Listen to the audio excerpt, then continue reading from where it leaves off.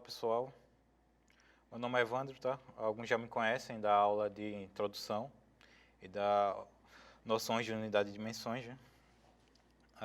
Eu fiquei responsável por ministrar essa terceira aula, né? No caso, nosso tema de hoje será sobre cinemática, né? Então, esse assunto é um dos primeiros assuntos, assim, que, digamos, começou a física propriamente dita, né? Começou, de fato, a exploração de movimentos, o que é ou não partículas, ou onde um objeto está ou não em movimento.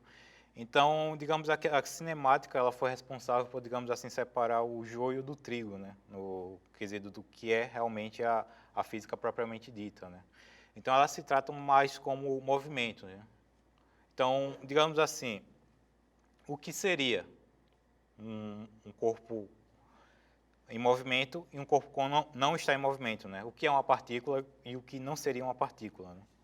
Então, essa parte vem de chamado movimento relativístico, né? Por exemplo, vou dar um exemplo para você quando um corpo está ou não em movimento, tá? Por exemplo, você está no ponto de ônibus, tá? Depois, se você está no ponto de ônibus, o carro, o ônibus acaba se aproximando, né? Digamos que esse é o ônibus que você queira pegar, né? É o ônibus que você estava esperando ele.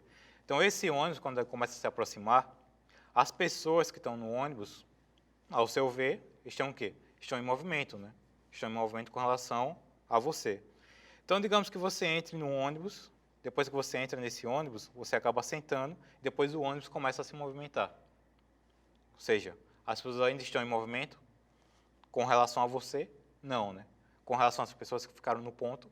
Sim, elas estão em movimento. Então, esse termo de movimento relativo, ela vem justamente desse ponto, né? Porque ela aborda justamente o referencial. Isso vai depender do referencial. Quando é perguntado um corpo está ou não em movimento, sempre vai ser perguntado em que referencial, com relação a quê, né? Por exemplo, quando você estava no ponto de ônibus, quando eu acabei de dar esse exemplo, o ônibus estava em movimento, né? As pessoas do ônibus estavam em movimento, mas a partir do momento que você entra e o ônibus começa a se movimentar, não estava mais em movimento, né? As pessoas não estavam mais em movimento. E o ônibus com relação a você? Digamos que o ônibus estava com uma velocidade assim de aproximadamente 60 km por hora, né? Se você está dentro do ônibus, sua velocidade também será justamente 60 km por hora.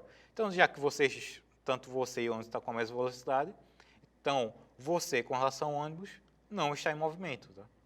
E essa parte do movimento é, como o próprio nome já diz, relativo, né? O corpo pode estar em movimento, mas para outro pode não estar em movimento, né? Então, o movimento relativo é justamente isso, né? Porque vai relativizar o movimento com relação a um corpo, né? Digamos assim, eu estou em movimento, isso vai depender do referencial, né? Se eu adoto esse púlpito aqui como referencial, eu não estou em movimento, nós dois estamos parados. Mas, digamos assim, com relação à Lua, por exemplo. Sabemos que a Terra tem um movimento aproximadamente de 1.300, né, km por hora. Então, o movimento é relativo justamente por isso, né? Porque um corpo pode ou não estar em movimento, depende da sua natureza, né? Então, o que é uma partícula, né? Essa outra parte da chamada da cinemática da física, né? Então, temos aqui a Terra e temos aqui um átomo, né? Se perguntar para você, por exemplo, um átomo, ele é uma partícula?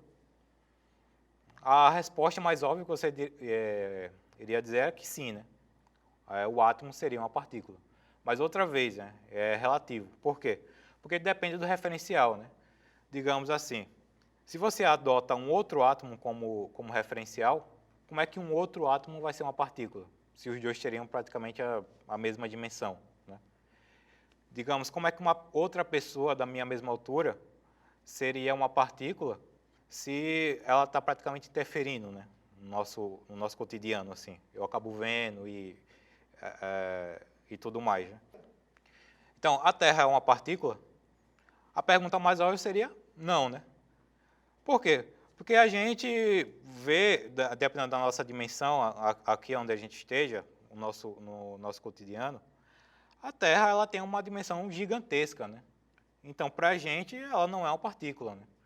Mas com relação ao Sol, por exemplo, para o Sol, sim, a Terra seria uma partícula. Com relação ao universo inteiro, sim, a Terra seria uma partícula. Então, o que seria ou não uma partícula, ela também sempre vai depender do seu referencial, né? Como eu posso dar outro exemplo aqui, por exemplo, se você é uma partícula, se você adota outras pessoas, uma outra pessoa como referencial, não, você não é uma partícula, né?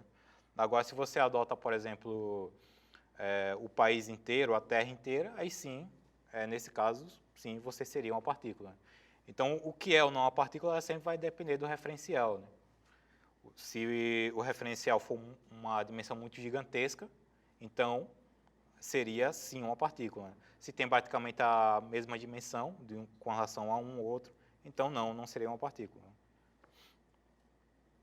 Então vamos lá para um exemplo aqui, né? Para um exercício, né? Justamente com relação a esses dois pontos. Né? Vamos lá.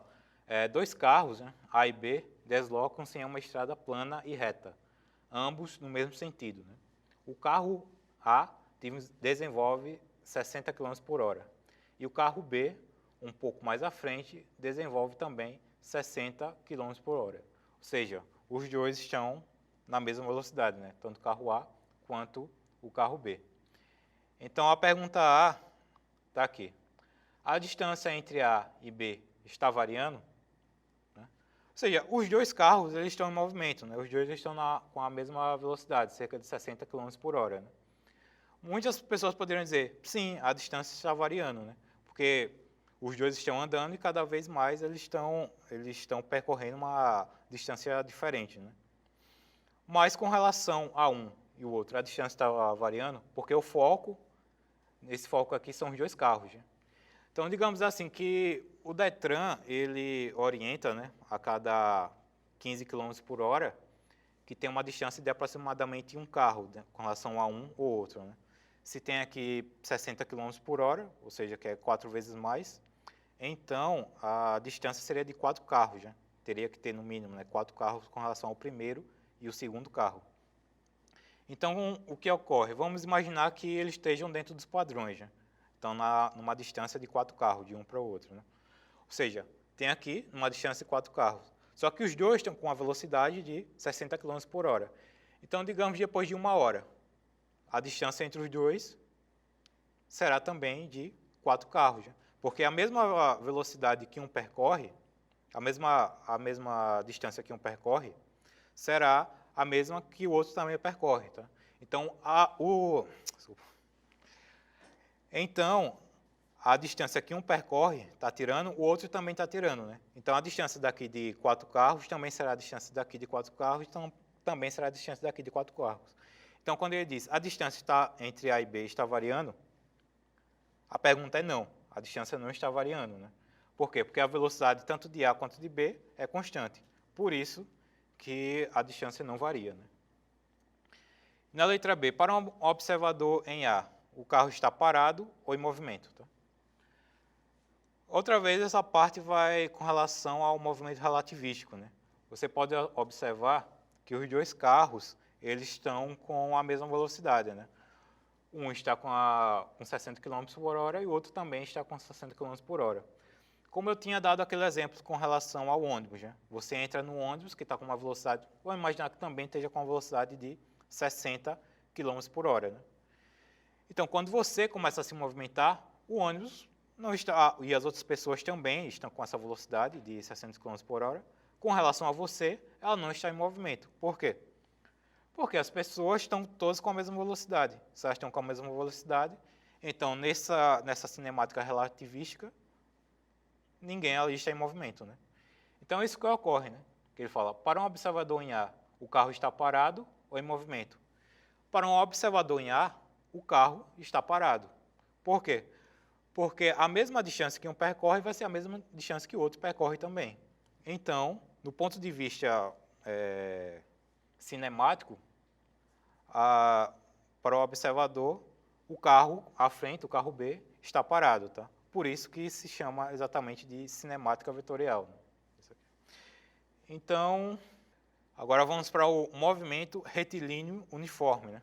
Esse movimento retilíneo uniforme, ele dá justamente, não dá uma variação com relação à sua velocidade, né? Então, basicamente, ele depende de três componentes, né? A distância percorrida, a velocidade, que a velocidade sempre tem que estar em constante, a velocidade não pode variar, o movimento retilíneo uniforme, e o tempo gasto para percorrer a distância, né? Que é o t, né? Então, esse movimento retilíneo uniforme é dado por essa fórmula aqui, ó, d igual a velocidade vezes o tempo, né? Ela é tão simples quanto importante, tá? Essa fórmula. Então, precisa decorar esses três fatores aqui. D é a distância percorrida, V é a velocidade, lembrando que a velocidade tem que estar constante, e T, o tempo gasto para percorrer essa distância, né? Então, tendo esses três componentes, temos aí a fórmula do movimento retilíneo uniforme, tá? Então, vamos para um exemplo daqui, tá? Que se trata justamente desse movimento retilíneo uniforme e se trata também de alguns exemplos que eu tinha passado aqui, tá? Durante um forte espirro, seus olhos podem fechar por 0,5 segundos. Se você estiver dirigindo um carro a 90 km por hora e espirrar tão fortemente, de quanto se desloca o carro durante o espirro, tá? Primeiramente, eu vou anotar a fórmula aqui, tá? Que ele coloca D igual a velocidade vezes o tempo, né? A distância é igual a velocidade vezes o tempo, tá? Então, vamos pegar os dados que ele deu aqui. Primeiramente, ele deu o tempo, né? O tempo foi aqui de tempo, foi igual a 0,5 segundos, né? Aí depois ele dá a velocidade, né? No caso, se você estiver dirigindo um carro com a velocidade de 90 km por hora. Essa aqui será a velocidade, né? Cerca de 90 km por hora. Aí ele faz a pergunta, né? Espirra tão fortemente, de quanto se desloca o carro durante o espirro? Primeiro, vamos entender a situação desse exercício, né? O que ocorre? Imagine lá, você está dirigindo um carro numa velocidade de 90 km por hora e você acaba espirrando, né? A média que acaba durante esse espirro, que os olhos podem fechar, é cerca de 0,5 segundos, né? Quando você está dirigindo, espirra e fecha os seus olhos. Então, os olhos podem fechar durante 0,5 segundos. É bem rápido, né? Mas lembrando que você está com uma velocidade de 90 km por hora. Durante o tempo que você passou com os olhos fechados, quanto o carro vai se deslocar, né? Essa é a situação que é descrita nesse exercício aqui, tá? Então, quando você quer transformar de quilômetros por hora para metros por segundo, você acaba dividindo por 3,6. Agora, de metros por segundo para quilômetros por hora, você multiplica por 3,6. Então, 90 dividido para 3,6, vocês fazem aí na calculadora, vai dar cerca de 25 metros por segundo, tá? 90 km por hora também é igual a 25 metros por segundo. Dividindo 90 km por hora por 3,6, que vai dar cerca de 25 metros por segundo. Então, você já tem um tempo aqui, que está em 25 metros por segundo, e você também já tem um tempo, né? Que também o tempo está em segundos, né? Está 0,5 segundos. E ele quer saber justamente esse tempo, né? O tempo que você demora para, nesse espirro, ele quer saber a distância que você percorre quando seus olhos ficam fechados durante 0,5 segundos. Tá? Então, deixa eu pegar aqui. Pegar a distância, tá? Que é o que quer saber. A velocidade, que é de 25 vezes 0,5. Então, a distância, né, que você também pode jogar assim, 25 vezes 1/2, né, que a distância vai dar igual a 12,5 metros.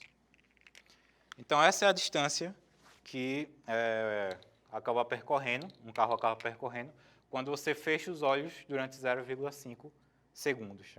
Tá? Então, esse primeiro problema aqui já está resolvido. Tá?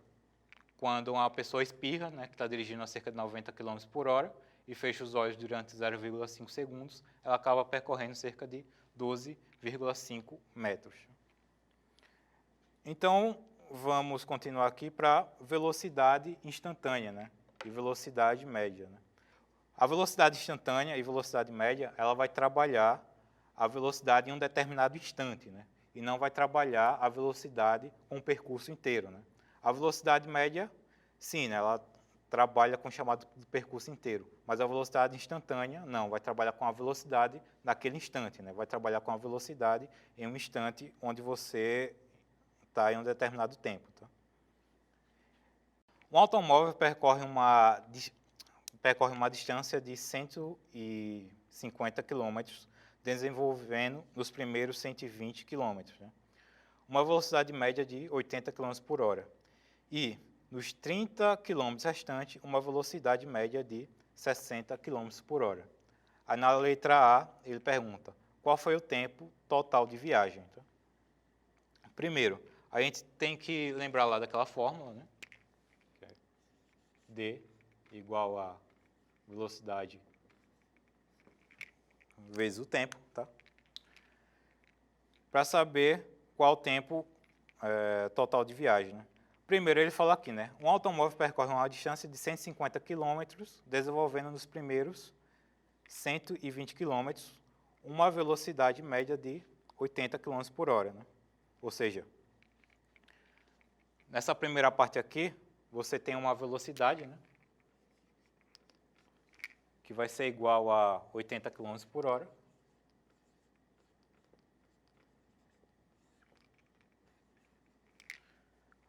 Numa distância de 120 km, né? Ou seja, D vai ser igual a 120 km.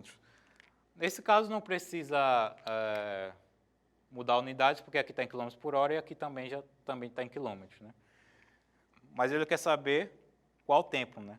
Qual foi o tempo total dessa viagem. Primeiro a gente vai pegar essa distância, né? Que é de 120 quilômetros, e a velocidade, né? A velocidade aqui vai ser de 80 km por hora, né? vezes o tempo. Né? Então, vamos saber esse primeiro tempo aqui. Né? Então, esse tempo aqui vai ser igual a 120 dividido para 80. Tá? Então, corta esse zero com esse zero aqui, fica 12 dividido para 8, dá 1.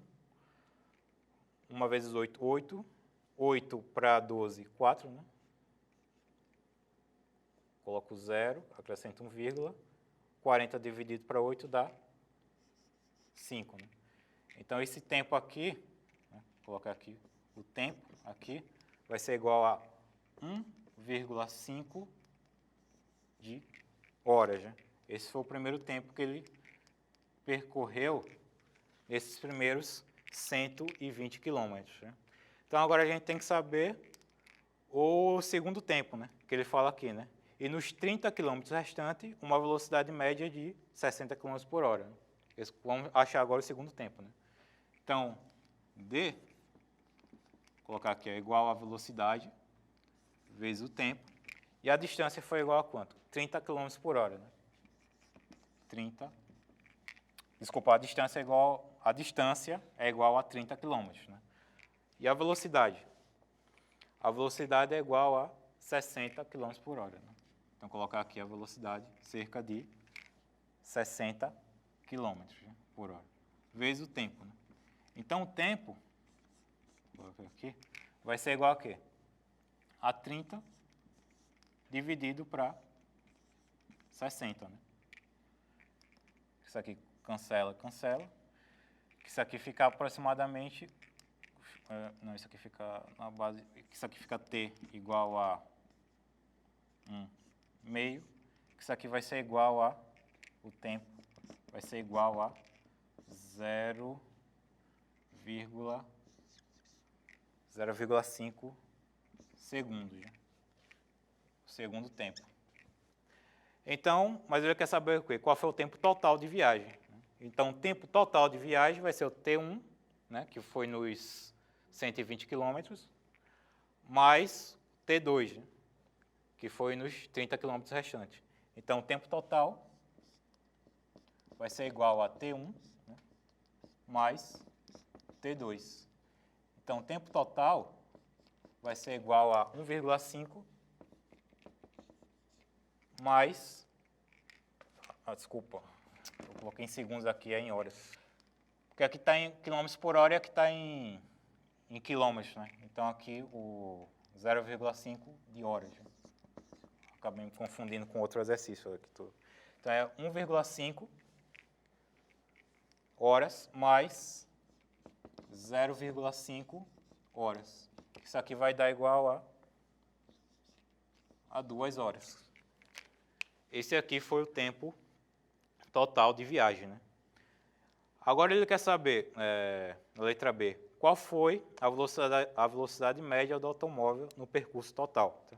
Então, você já tem um tempo total, né? Que foi de cerca de 2 horas. E você também já tem a distância total, né? Que é cerca de 150 quilômetros. Né?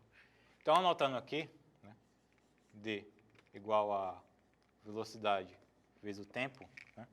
A distância aqui ela dá cerca de 150 quilômetros. Né? E o tempo a gente achou ali, que é cerca de 2 horas. Né? Então, a velocidade vezes o tempo, né? Que é de 2 horas. E agora a gente isola essa velocidade para achar o valor aqui, né? Que vai ser 150 dividido para 2. Então, essa velocidade média, né, do tempo total, que vai ser 150 dividido para 2, né, que vai ser cerca de 75 quilômetros por hora. Né? Depois vocês fazem aí na calculadora para ver esse valor mesmo. Né? Então, é isso que se trata, né? Movimento em cinemática. Lembrando que a gente está trabalhando com velocidade constante, não está trabalhando ainda com variações de velocidade. E, nesse caso, na cinemática 2, a gente vai trabalhar a partir do momento em que a velocidade ela varia. Né? Ela varia em determinado tempo, né? Em uma determinada distância. Né? Mas, por enquanto, é só isso. Espero que tenham gostado e até a próxima.